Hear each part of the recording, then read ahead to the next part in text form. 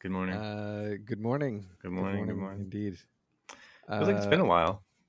yeah, well, I mean, it's 2 days later than normal. Well, didn't we miss a week? I don't know. Maybe I'm just. Oh yeah, that's true. Yeah, yeah. So the edition of our podcast that went live last week was actually one we'd recorded a long time ago. We were so swamped that we didn't get to do anything. So yeah, I guess we've got to start up by just catching up and what's Yeah, what's new. Anything exciting? Have you played any games? just adulting. Games. Yeah, not. Man, I haven't really done too much at all outside of just boring adulting stuff. We'd been talking about playing some Sega games, so I set up my Yeah, yeah, Sega, or I tried to. I'm missing a cable, which is very frustrating. yeah. Um, so that's about as much fun game related things as happened. One thing to note is that the Sega Genesis uses a fairly standard power block or whatever the term is for those things. I remember actually using my Sega Genesis cable for like guitar pedals when I was in high school. You remind me of I remember one time I had a friend coming and I hadn't seen that friend in a long time. And they were coming to stay at my house. And it was like this big thing. And we were really like, I was like, yeah, man, it's going to be awesome. And they brought their NES. And we were so excited. It was like, we're going to like Uh, stay up all night and play games and whatever. yeah, And when they finally got there, this is like, we've been talking about it for weeks. I don't know why I didn't have my NES, actually. It's very, very rare that I don't have it, but it was my last year of university. And anyway, when they got there, uh, they had everything, like this awesome selection of games, everything except the power cable for the Nintendo. And uh, we were like looking at each other like, oh shit. But then we thought about it a bit. And we're like, I think this is not the rarest connector. Let's see if we can find something. And we yeah. looked everywhere, and it was like the vacuum cleaner I had at the time had the same, like, had a power cable that worked on the NES. It was just the weirdest thing, and so we managed to pull off our Nintendo night after all. Nice. So Yeah, that's maybe with a little searching, I could find something for the Sega. But yeah, yeah, yeah. I don't think you have too many guitar pedals lying around. Uh, guitar pedals, no, no. I did go through a phase where I thought guitar pedals were like the coolest thing ever. But I went through a phase where I thought they were the stupidest thing ever. is it Um, right now? yeah. Yeah, that phase basically has lasted me the last 30 years. I remember I was so into guitar, and I was one of those people who like I was legitimately interested in learning it. I really was, but I was also like, it's just cool to have a guitar, and it's cool to have, like, whatever. And so you'd go into the guitar store or the music store, and they had all these colorful pedals, and I just thought, man, if my like room at home had all this shit in it, it'd be so awesome.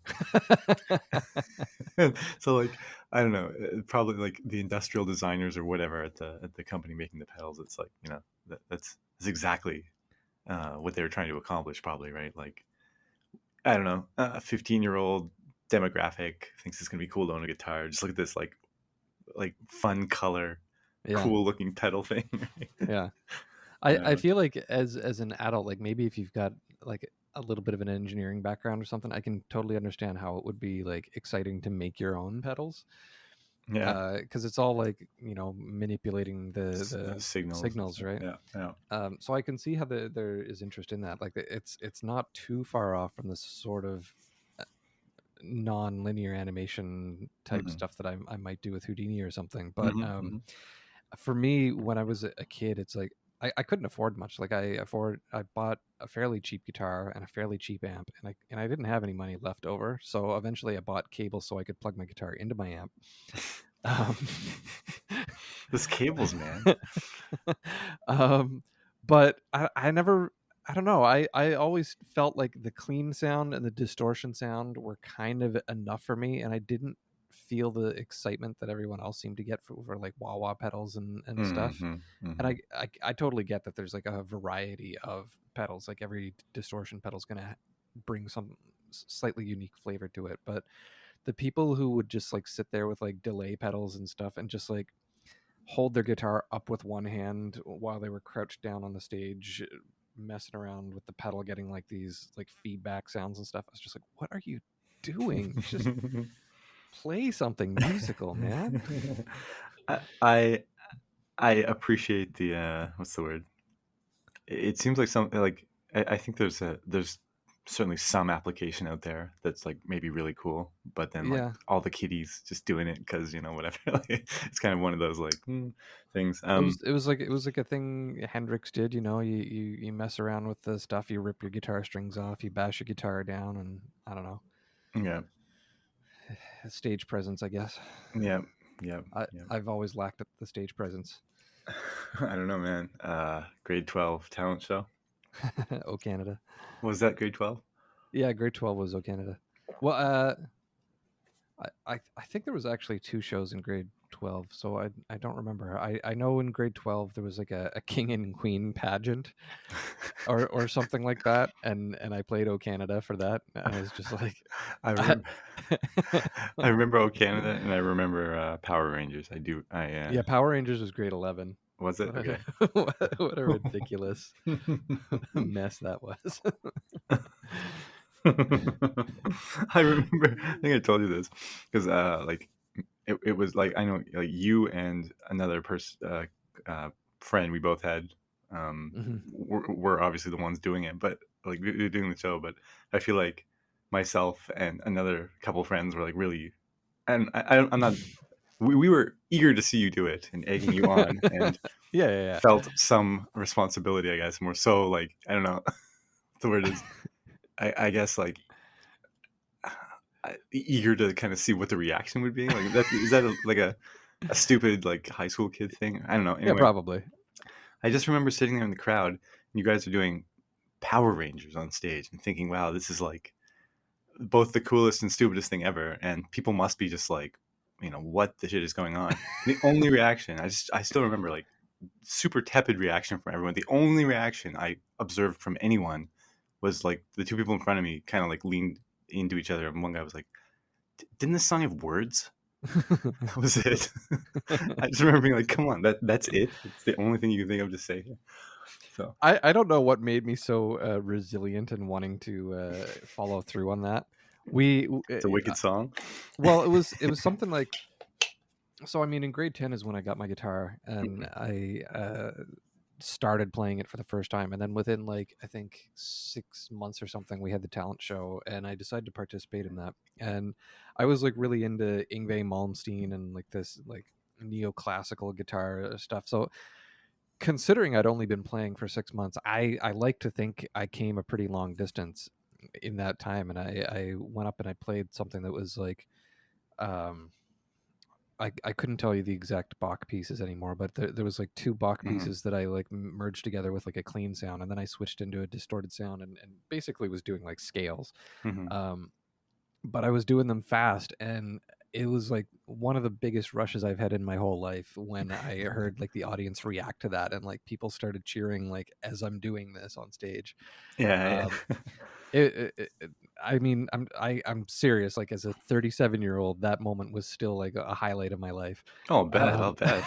I mean, even right now, like hearing you say this, like at the time, I was under the impression that you had been playing longer. So I mean, no, that definitely, was that yeah. was like less than half a year of owning guitar. So I was loving that, and then the next year came along, and I was like, okay, well, I got to do this again. And we started. You started instigating this, I think, the Power Rangers thing, and I think we had someone who was in our art class I, who was in a punk band. yeah, I'd say I had to shy away from the word mutual because he was more your friend than mine. I don't know that he was. I mean, I'm not. I mean, he was fine or whatever, but I think he was just kind of like, it was like this guy plays guitar too. You guys should, let's make this work, man. Can't remember his name. Anyway, we'll get back to him in a moment. But um, so I'm pretty sure it was you were instigating this Power Rangers thing with some other people, and so they're like, okay, let's give it a shot. Let's invite Steve out and we'll try something. And then I had no idea how to play anything. Like Really, I was Power Rangers? no, like just in general. Like I was self-taught. I didn't know any songs. I didn't know any chords or anything. So we tried to have a jam, and it just like fell apart because they're like into like no effects and all this punk stuff that I'd never listened to. So it was just a nightmare. So like, basically, they were like, "Yeah, I'm not doing Power Rangers. This is stupid." And I was just like, "No, man, I got to do this. I gotta do this." So yeah, that's the point where we started convincing Mark and I thought Tyler to do it. Um, and it was kind of the same thing where we started playing and it was kind of like not working. So it was two guitars and neither of us could sing and play at the same time. There was no drums, there was no bass. So But we did manage to convince one of our friends to just like put on a mask and pretend to do martial arts on stage while we were doing I it. thought there was two people that were like fighting each other. It doesn't. It was My totally awesome either way. That's the whole conclusion we can draw from all of this. my memory of it is pretty weak, but it was very not the same experience as I had that first year.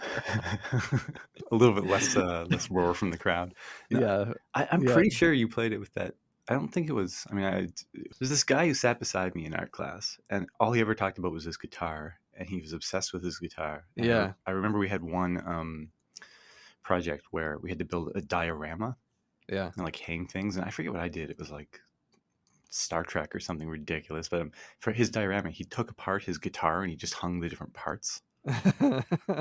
Like everyone was just like, "Man, you need to chill with the guitar thing." Anyway, I'm pretty sure it was him. I thought that maybe my memory is the one that's wrong, but I thought it was him you played with. I remember you guys couldn't hear each other and you got It's kind of out of sync a little bit. yeah, it's possible. Um, yeah. I don't know. I mean, I know I did play with him in the past. It was an interesting time period for me because Mm, like back then the internet was just like fairly nascent. small. Hmm. All And web so pages look terrible.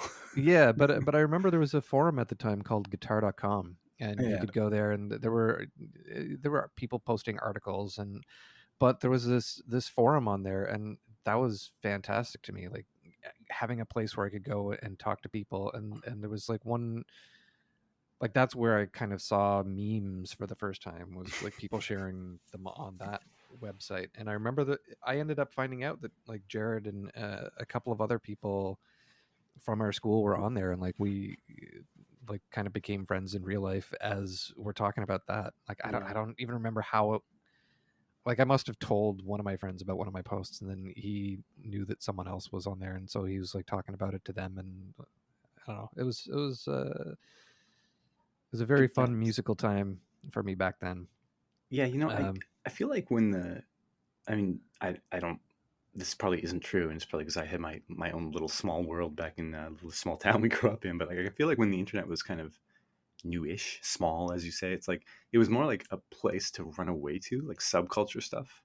yeah, Like maybe the like online abuse hadn't really started yet. Like like, no one had people weren't really um as I guess to put it like they weren't as exposed. I guess like you go on some chat line, and you go on some like group. Like you had the guitar group, I had like my like ROM hack group. Like no one could hmm, really dox me through that group, or maybe they could, of course, right? You always probably had the ability, but like that just wasn't like nowadays. It's such a thing that when people think of the internet, it's more like there's like online abuse you have to be careful of if you're putting your face yeah, on something. Like back then, I feel like it was almost like the nerds who were maybe like abused in real life. That was their place to run away from. At least that was like I yeah, was never like bullied per se, but like I don't know, I was like really quiet and like it was my for me that's what it was. It was like the sub culture I could run away to find like-minded people, and it was a great thing for that. I'm sure it still is. Just there's kind of more I the mean, yeah. negatives overshadowing everything. Well, it's crazy because like the internet seems so vast now Yeah, that I almost don't explore it at all. Like I'll go to yeah, Reddit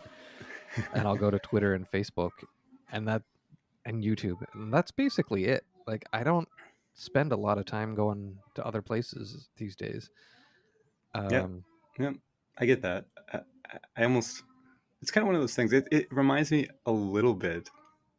I'm gonna out myself here. It reminds me of mhm, almost like video games, really anything. But like when I think of like the NES days, mhm, everyone had an NES. That was the system. mhm, You played those games. There was like a handful of games out every month. There was a handful of magazines that covered those games. Like, it was kind of a small world. mhm. And you look at say now where there's all the different systems and I don't know, like just the amount of games going by is vast. Like it's better, but because it's so vast, it's hard to kind of get a handle on like Mhm. I guess like not that you want to play every game, but like it's vast enough that you just get lost in it a little bit. Like I feel like back then, if you were like a real Nintendo gamester, it would have been probably pretty easy to Hmm. be relatively plugged into anything going by, and so the internet felt a little more like that, I guess. It's like you Yeah. say guitar.com.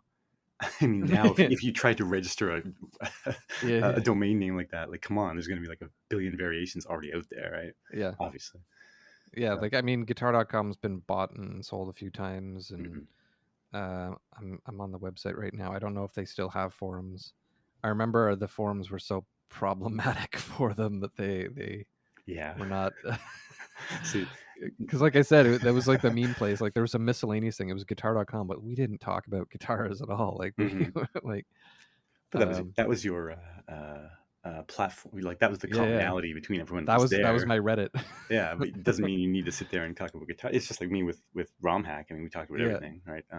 And ultimately, there was this common underlying theme of like going back and like doing this ROM hacking stuff, which is yeah, awesome actually, and kind of a really great memory for me. But at the same time, like yeah, 90% of it was like whatever yeah. My kids. internet usage back then was I would use like Ask Jeeves to look up video game tips. I would uh, I would hang out on guitar.com, uh, which I almost don't want to stop talking about that just because it's like I that website in itself was like such a big part of my life. Like Hmm. I remember like people were on there just posting like demos for their bands and stuff. Like there's Hmm. bands that I listen to today that I've heard about them because they had posted their demos on there. Yep. Um, like I remember hearing about Dragon Force back when they were Dragon Heart, and they had a demo out, and they just like had this video of them playing guitar, and they were wearing an Ingve Malmsteen shirt, and I was just like, oh man, someone else These knows guys who are gonna be Ingve somebody. is. Yeah, um, I totally get it. I mean, like the ROM hack stuff was like that yeah, community was just such an enormous part of my life in like junior high, grade yeah, 7, 8, 9. Yeah, I'm almost sad that I don't know. I wish I could have kind of in some at least small way kept that going, which sounds kind of silly maybe, but yeah, no, yeah. I totally get it.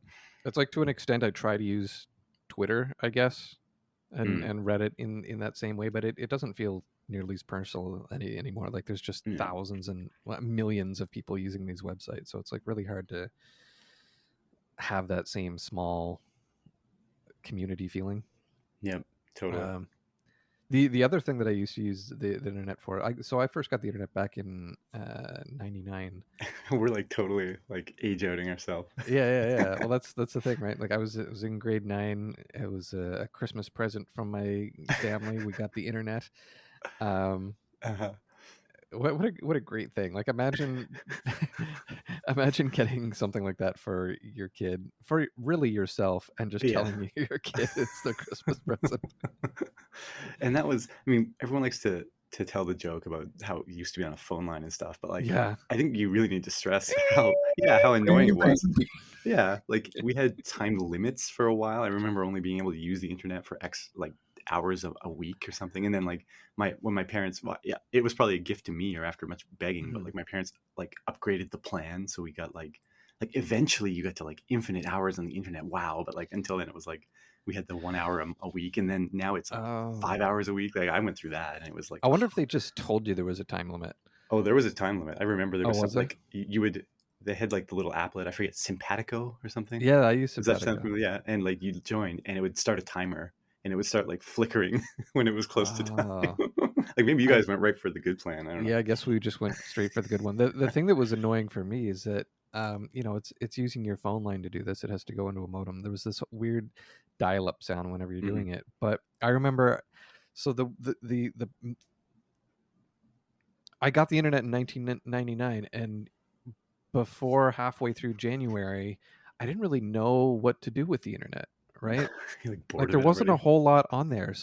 But I did eventually find IRC, Yeah, that was Internet RomHack Relay was all Chat. RomHack was all IRC. Yep. Yeah, so there was a website called Talk City. I found something on there. I like joined this Dungeons and Dragons style role playing game that Hmm. was done on there, Hmm. and um, so I kind of became obsessed with that. That was the thing that I did was go on there, and it's like there was the majority of the time it's just like there was this tavern and everyone hung out in the tavern, and you just like role played that you're the character. You have conversations with other people pretending that you're like a long-haired warrior with a sword. Bard with, yeah.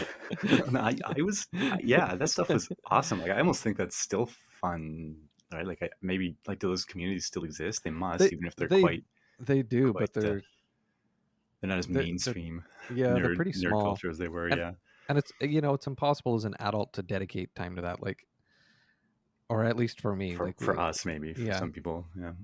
yeah. But that was my thing, is I was really into that. So the majority of the time was like this, just hang out and role play. And then they would have like these scheduled blocks of like an hour or 2 hour or something, where basically a DM runs a quest and you all go into this other channel and you're all acting it out, and there's dice there that you can rolls to like see your percentage of hits and your damages and your stat checks and everything. So it was essentially like playing Dungeons and Dragons. Yep. Um, Yep. and I loved that, but the thing that really frustrated me is that there were these 1 hour blocks of time where the most magical thing in my life was happening, And and you were my in school. mom loved to Oh. talk on the phone.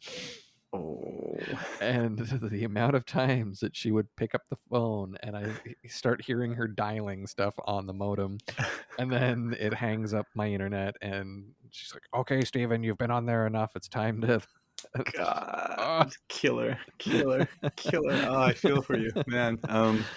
Yeah, I mean, I kind of resorted to like, I remember that era.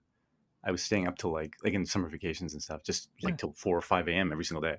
And part of it was I needed my community time with my people, yeah, and like everyone else was doing it too. And I think it was kind of a common thing. Like we during the day, well, some of us had like friends or whatever, and then the internet problem, right? Of like yeah, parents dialing on the phone, like that went away when you were hanging out from like 1 a.m. to 5 a.m. yeah.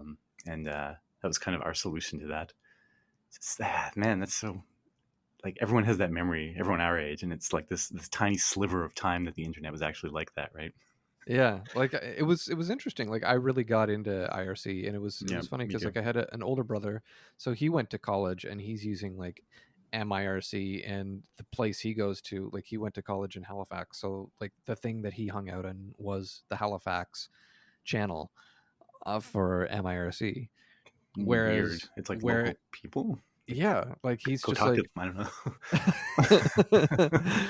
I mean, Uh, I guess I guess that's a way to start meeting up with people. I know yeah, I actually never really did that. Go to like my city, or I mean, I yeah. guess I do Not that many. now on Reddit. I go to the Montreal subreddit now and then, and I keep abreast of the news. But that it's different, right? That's not Hmm. live conversation. It's like Yeah, you skim articles.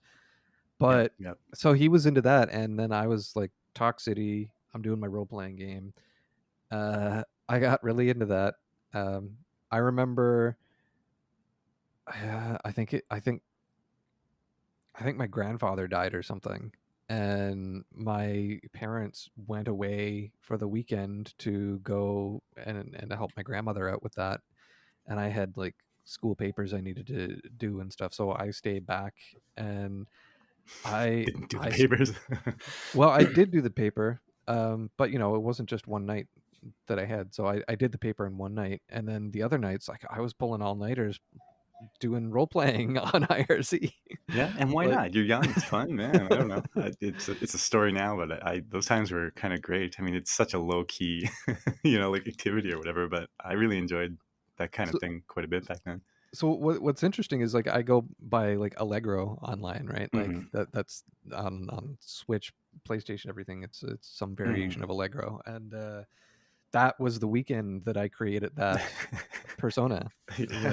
Like the character I made, there was like a storyline that was going on in that role playing game where they were like collecting the best champions. There was going to be a tournament, and whoever the best champions were going to become the sword mages of the realm. And they were going to, there was going to be 9 of them. They were going to inherit, each one had a sword with a magic power.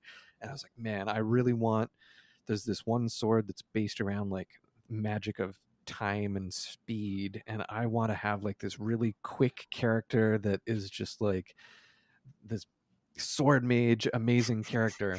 And I was like, okay, if I'm gonna be a character who's got magic speed powers, he's got to be named after that. So I came up with Allegro, and that was the weekend Allegro was born. Now we all know. Now we all know. Yeah, It's out, everybody. That's it. yeah. The origin story is finally out. That is Uh, awesome. That is that was awesome. I was I don't have nearly as cool a story about my names, but I was Dart kick. Dart Kick forever. Yeah, that was it. And actually, briefly, not so briefly, but for a while, I don't know why, Maht, Mott, I guess.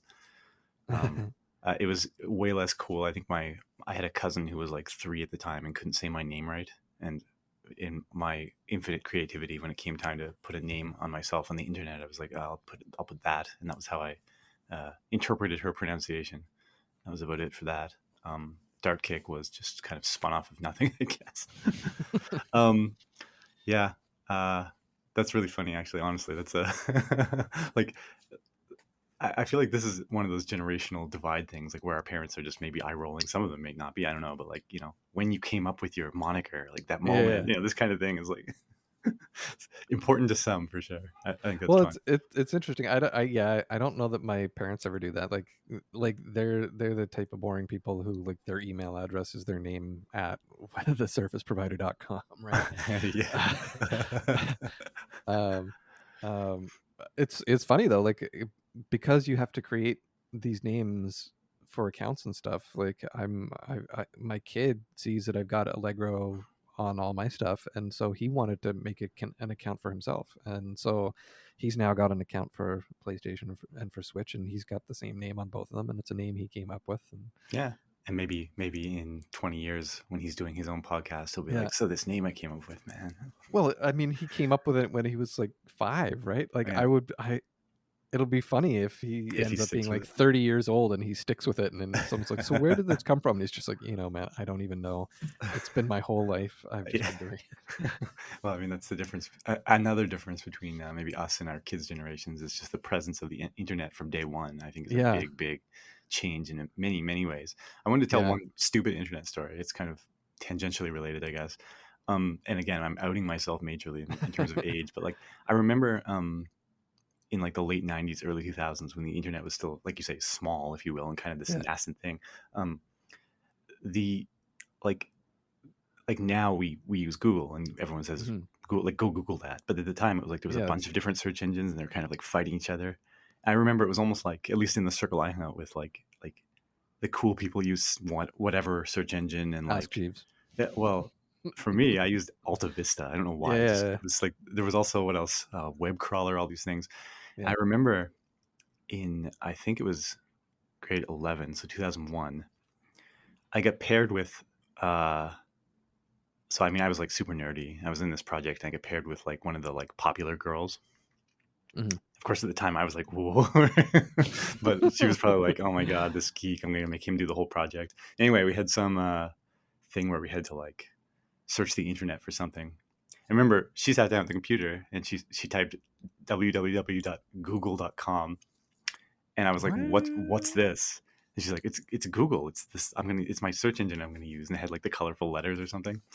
And I just remember being so like, oh my god, Google. It's like the search engine for fucking babies or something. Like, come on, like it wasn't like you could even see how simple it was when it loaded on the screen, right? And so like, yeah, like totally at the time, like if anything, she was probably like quite an early adopter, I think, of Google. But to me at the time, like this was the wrong approach to a search engine. This ridiculously simple, stupid, babyish looking thing. And I remember being like insulted that as like someone who knew about computers, Wow. I was sitting there doing this project and she was searching on Google. Right. Yeah, like I'm actually in the process of trying to fact check you because I'm so surprised at this. Like I hadn't Google heard of existed. Google until I was in college. Fact check me. But apparently by the end of 1998, Google had an index of around 60 million pages. Yep. The Uh, homepage was still marked as beta. I remember this because it was my intro to what Google was. That was the first time Wow. I'd ever heard of Google. It was I from th- this like other student who was I interpreted to be this non tech savvy whatever person. wow. Yeah. Yeah, I don't think I ever heard of it until I went to college, and I didn't have a computer of my own. So when I was in college, would use the school computer lab, and a good portion of people. I don't know. Were I think Google's. I think I probably just like sat down at a computer one time and someone hadn't logged out and they were still at Google, and I was just like, okay, well, I'm not going What to is log this? out just so I can search. So I'll just use this. Yeah. I think Google was like one of those sites that just took over everything by storm once it really caught on. Yeah.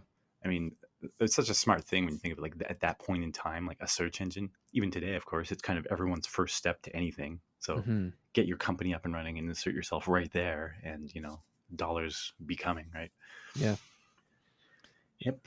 It was crazy because I mean YouTube wasn't a thing back then either. Like it was. YouTube was so late, wasn't it? I think YouTube was a college thing for me. Yeah. And it was still quite a novelty. So it was like, look at these YouTube. hilarious cat videos kind of thing, right? Like no one was using it to my, as far as I remember, to like learn things or like watch regular Well, series or something.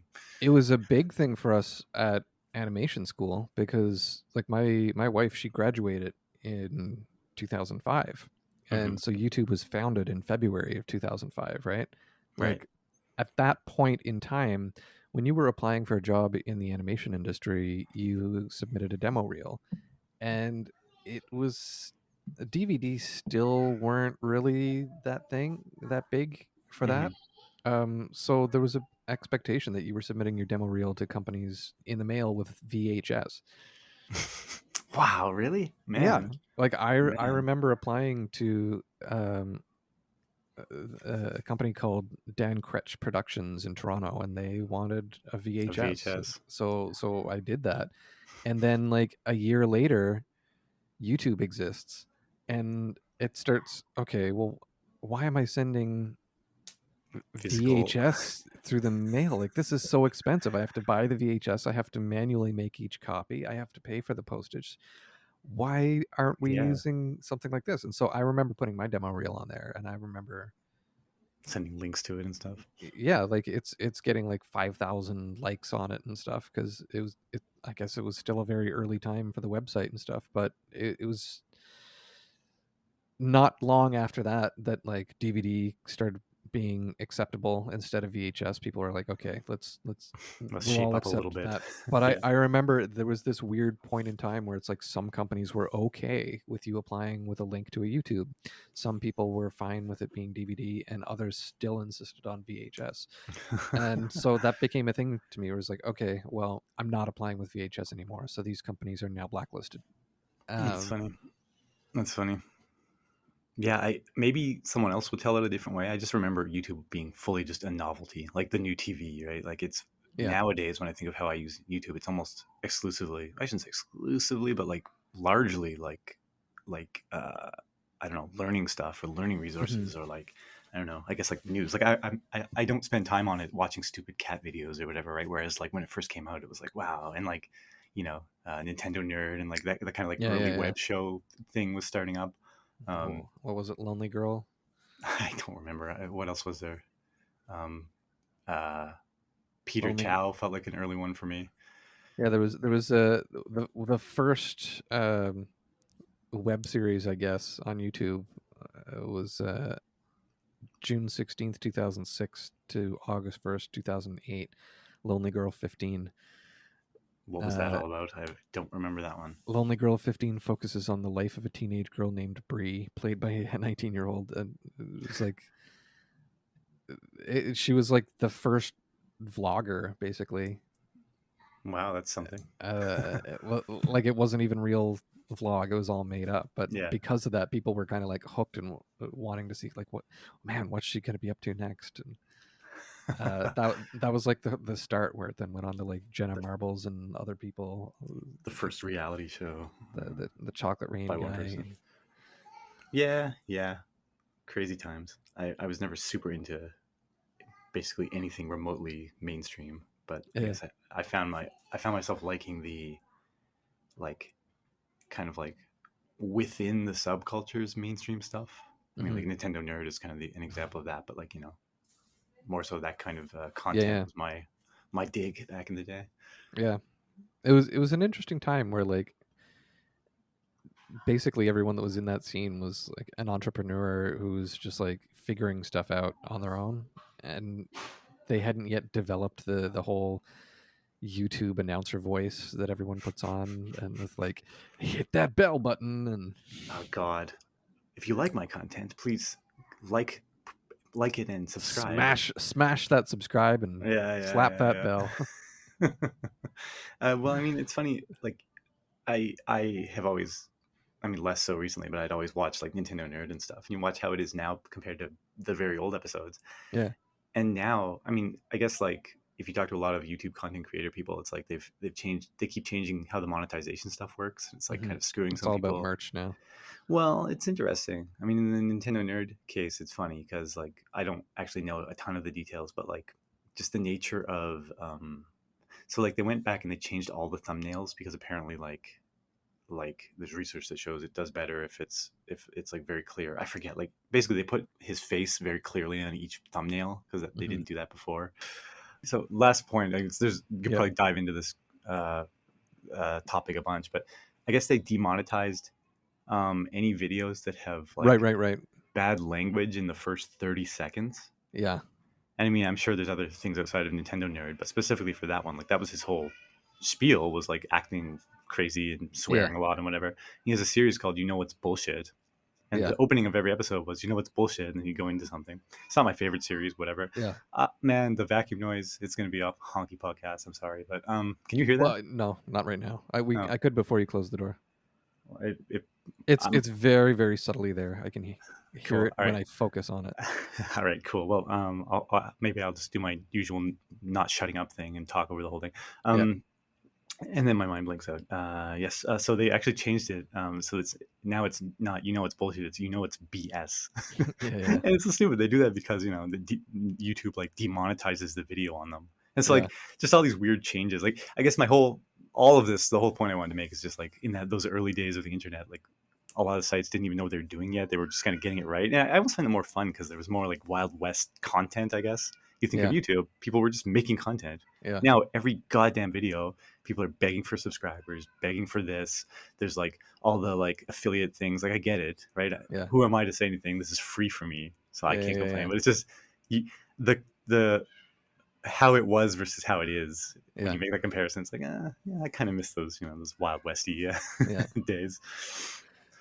Speaking of which, we're now on YouTube. So if you like what you're listening to, slap that Subscribe. subscribe. I don't. We probably pretty often swear in the first 30 seconds. You might want to. I mean, they've changed the monetization rules anyway, so I can't be monetized anymore. I abandoned YouTube for too long after my 2005 successes. Have you really? I'll ask you about that sometime. Well, I mean, it's just that like I was able to monetize at one point. Like my student film that I released when I was graduating, it had over 10,000 views or something, which was quite a bit for 2007. Yeah. And so I had the ability to monetize, but then I just like never released any content really. Like And so what so happened? well they just updated their policies at one point, and now it's like you have to have like X amount of views every Y period of time I see. to maintain that. Otherwise they're just like, because like I monetized it, and I think I eventually got something like $70 worth of money that was owed to me, Hmm. but they don't pay out until you reach $100. Did you ever reach 100? No, so that just evaporated. Does it Uh, time out or does it? yeah, no, they changed their policies, and it's permanently just in the ether now. That it's their money. I see. Um, I wonder how That's much profit they earned by doing that. Like if they considered how many people that they yeah, potentially owed money to, and then they're just like, no, this is ours now. yeah. Like $50 here, $50 there. I mean, when your user base is like millions of Millions. people, Yeah. yeah, that's an easy cash grab. I'm surprised you could even. I mean, I'm sure in the original agreement there must have been some language like at any time we may change this, blah blah blah, or Yeah. some such thing. But still, it feels like something that could be challenged. Yeah. I don't know. Um, but yeah, there was The world of internet was a fun thing. That whole role playing thing on IRC. That's actually kind of how I think there's been several times in our podcast where I'm like, and that's how I got my start in game development. but but I'd say This that is was the other something. angle. Yeah, I'd say that was formative too. Like there was a couple of different things. Like there was my dad had a game called Panzer Commander, and I would do like levels for him. But this was also one of those early things where after like 6 months or so of playing this game, for whatever reason, the two owners of it just up and left and closed the game down. Oh wow. Um, there was like rumors that they had like joined a cult or something, and I like literally can't find any information about them online anymore. Uh, Awesome. so they closed that down, and then like a bunch of us who like really liked it were like, okay, well, I guess we'll make our own game. So Ooh. so I actually trained up and became like a host for or like a moderator for Talk City. And a few of us like made a game, and that kind of fell apart. So then we made a second game, um, and yeah, that was like coming up with like the rules for like Yeah, job classes. And like one of the things I did love that back stuff. then was like coming up with a bestiary where I would like describe like all the different attacks and damages and stuff these different creatures could do. And it was like a little library that all the hosts that were running their own quests could like look up if they ever wanted to throw a monster in. And it was great. I love that. I think that's part of, for me, the computer games were largely like that was a prime experience for me. And also like the early Sierra text based parsing games were like a huge thing. And Yeah, that was kind of how I identified with computer games for the longest games. time, was like this openness that you can have with a keyboard and mouse as opposed to like pressing the action button on your controller.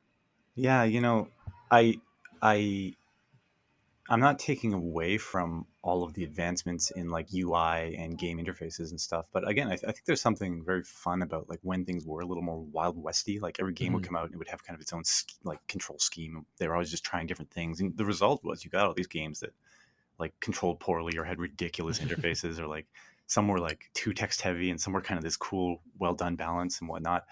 Um, and now it's like I don't know. I feel like those are so refined. Maybe not 100% like set in stone or anything, but like there's definitely like patterns. And generally, when I see new games, I feel like they just adopt the well trot patterns, and that's Hmm. good in many ways. But like yeah, like that era, there was like all these games with weird text interfaces. I say weird, I mean like Hmm. you had to sit there and try and figure them out. And then there's Yeah. games that did it a little better. I think the Sierra games, they used like sensible language, and it was Yeah. fairly clear how to control them with a keyboard, and they were very well done, which was awesome. But you just had I remember, so I had a Atari ST, Hmm. which, man, I am totally aging myself, but to be fair, I inherited it from my grandfather. It was my grandfather's computer, and he was done with it, I guess. And so I thought it was the coolest damn thing in the universe, this Atari ST computer. It had tons of those like text games Hmm. of varying quality.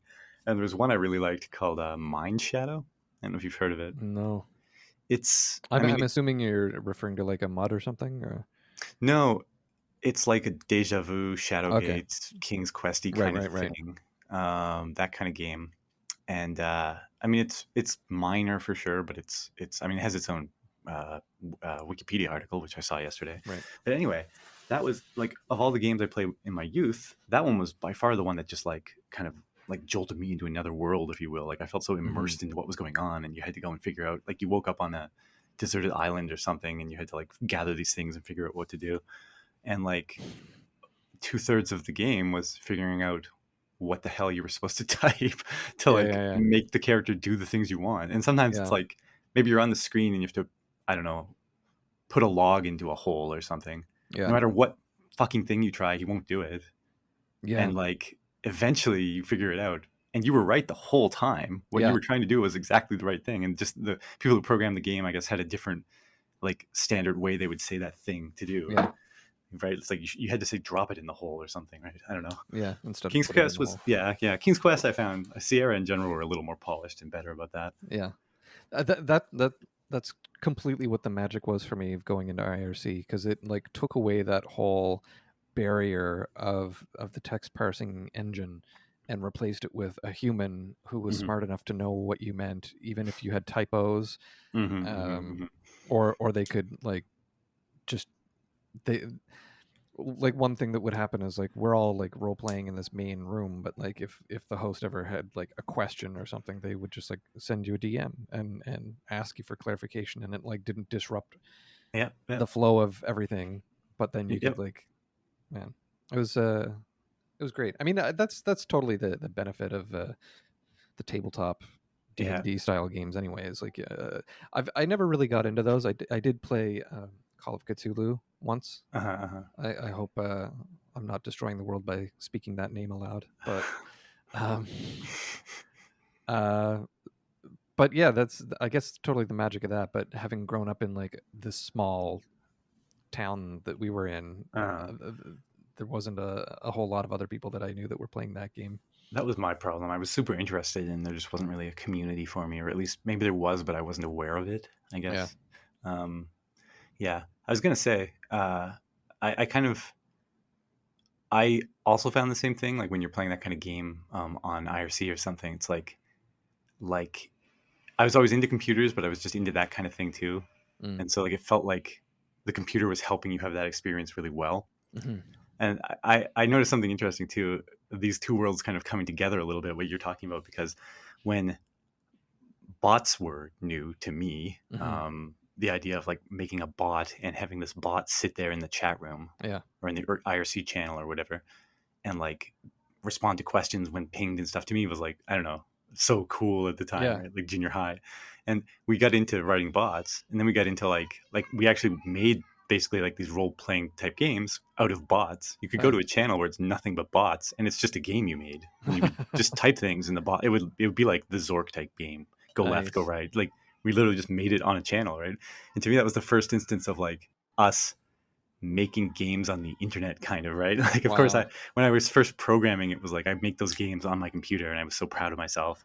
But like to put it on the internet, like nowadays there's probably a million ways you could put it in a browser or something if you wanted to make such a simple game. But at the time, for Yeah. me, like IRC, wow, look, there's a game out there I made, like it's there, man, wow. And it was really interesting, right? We were doing weird experiments too, where it's like, since you could have a channel with a few bots on it, we would each make our own kind of thing. And so you had these weird experiences where it's like, it didn't make any sense, kind of, but it was just us exploring things. You kind of had multiple, in Dungeons and Dragons speak, I guess, like DMs, Right. but it wasn't like strictly like a DM thing. It was like, it was more like they were characters in the game, Right. and you had to talk to them to figure out what was going on. And like, it's kind of the different perspectives you get. It's almost like a, I don't know. It was just a really interesting thing to be into. So seeing the kind of more the human world, like you were describing, of IRC with like real people to talk to, Yeah. collide with this like computer adventure thing was fun. Yeah. No, I imagine. Yeah. Yeah, I mean, I never got into that end of it myself. Like, I was interested in like doing the storytelling and game Hmm. design component, and I it always seemed kind of magical to me that we had this bot off to the side that someone had Made. programmed, and we could do the dice rolls. But I totally remember that like it had scripts in it too, so like you could be like slash me slaps bot with a Yeah. trout, and it would respond to that. And Oh man, good times, good I'm times. I'm I'm always excited. Every now and then I'll try that slash me on something, and I'm always delighted when I see that it actually still works, because Yeah. nobody does that anymore. Yeah. But Well, that I mean, was how many people use IRC for like regular meetups? I don't know. yeah. But like you can do that on Slack. Slack Yeah. responds to the slash me, and it like puts your thing in like italics or something. Awesome. It's funny. Well, there's a whole podcast, and we didn't touch the topic t- too closely on what we intended, but we should probably wrap up. Yeah. Apologies for the vacuuming. This is I we could only hear it momentarily. So amateur podcasting at its best. yeah. Uh, Oh my, man, I don't have you, my own studio yet. We're not quite famous enough. So. you say it's amateur, but I've just last night finished catching up the whole backlog of our old podcasts to port over to YouTube. And I've been Sweet. listening to some of those ones from 2017, and our recording quality back then was pretty lousy. Probably 90% me.